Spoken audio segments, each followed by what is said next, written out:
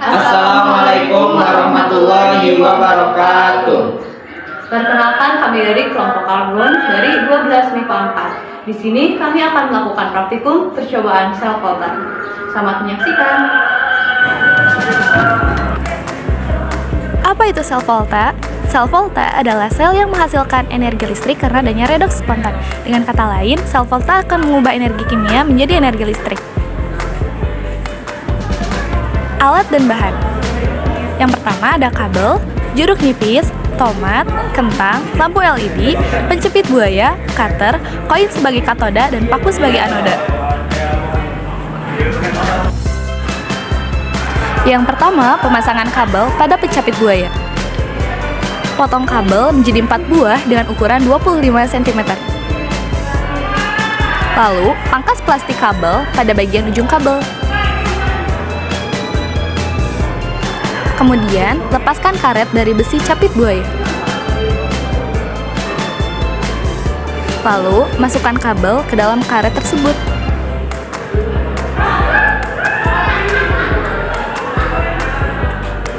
Lalu, masukkan kabel ke dalam lubang di capit buaya. Kemudian, lilitkan kabel tersebut. Lalu, pasang kembali karet pada penjepit buaya. Gunakan penyangga untuk mempermudah proses memasukkannya.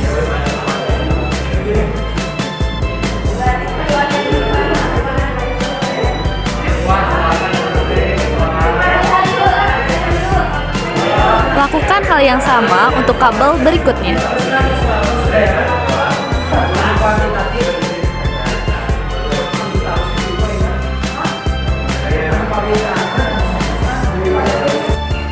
Percobaan pada jeruk nipis.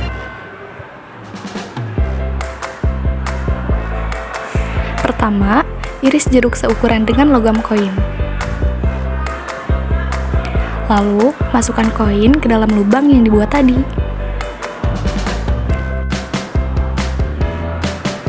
Lalu, tusukkan paku ke dalam jeruk.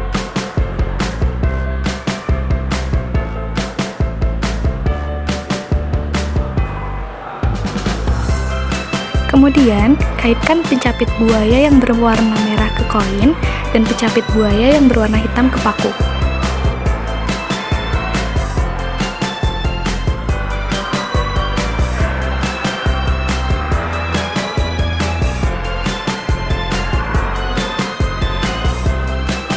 Selanjutnya, uji lampu LED. Kaitkan capit buaya ke ujung-ujung lampu LED.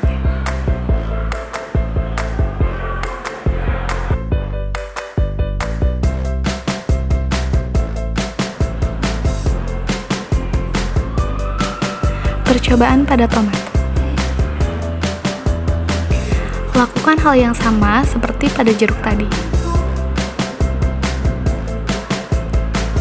Lalu, masukkan koin, masukkan paku, dan kaitkan pencapit buaya.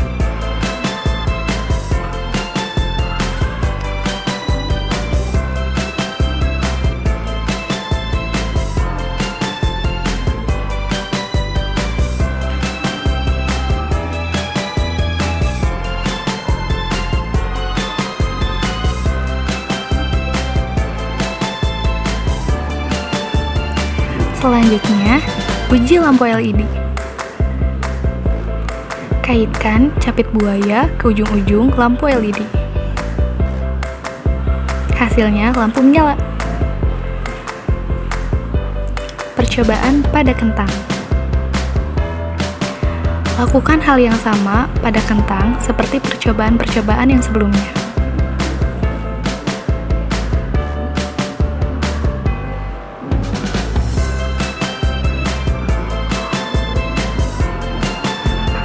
Kemudian, kaitkan capit buaya ke ujung-ujung lampu LED.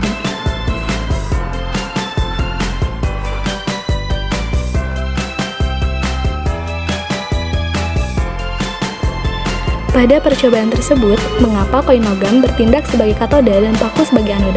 Hal tersebut karena koin terbuat dari tembaga. Jika dilihat pada deret volta, tembaga berada di sebelah kanan besi.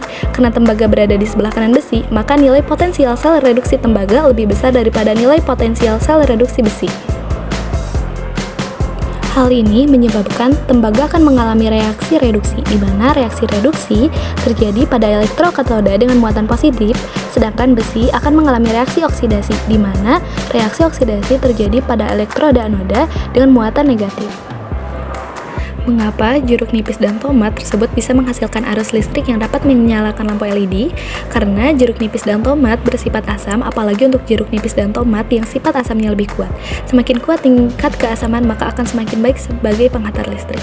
Pada buah yang banyak mengandung asam juga banyak mengandung air. Jika kita pasangkan logam dengan jenis yang berbeda, pada buah akan timbul beda potensial antara logam dan air sehingga dapat menghasilkan arus listrik. Untuk membuat sel volta, salah satu komponen yang diperlukan adalah larutan elektrolit. Dalam hal ini, buah-buahan bertindak sebagai larutan elektrolit dalam rangkaian sel. Perlu diketahui bahwa sumber arus listrik searah dihasilkan dari larutan elektrolit dan dua buah elektroda. Mengapa dalam rangkaian buah-buahan tersebut tidak ada jembatan garam? Karena sel volta pada buah-buahan dilakukan pada larutan elektrolit yang sama baik untuk katoda dan anoda. Sehingga sel volta tersebut tidak bisa ditambahkan jembatan garam. Jembatan garam digunakan untuk menetralkan muatan jika katoda dan anoda dipisahkan larutan elektrolitnya. Anion dari jembatan garam akan masuk ke anoda yang kelebihan muatan positif dan kation dari jembatan garam akan masuk ke katoda yang kekurangan muatan positif. Mengapa rangkaian sel volta pada buah bisa menghasilkan listrik padahal larutan elektrolit yang digunakan hanya satu jenis larutan elektrolit, sedangkan sel volta menggunakan dua jenis larutan elektrolit dalam wadah yang berbeda? Hal ini karena di dalam buah-buahan terdapat asam yang merupakan zat elektrolit. Selain asam juga banyak mengandung air. Apabila ada dua logam yang berbeda dicelupkan pada larutan buah-buahan tersebut, maka akan timbul beda potensial antara logam yang dicelupkan dan air, sehingga terjadilah potensial elektroda yang bisa menghasilkan arus listrik. Demikian percobaan yang kami lakukan. Semoga percobaan yang kami lakukan dapat bermanfaat bagi penelitian selanjutnya dan bagi yang menyaksikan. Terima kasih atas perhatiannya. Wassalamualaikum warahmatullahi wabarakatuh.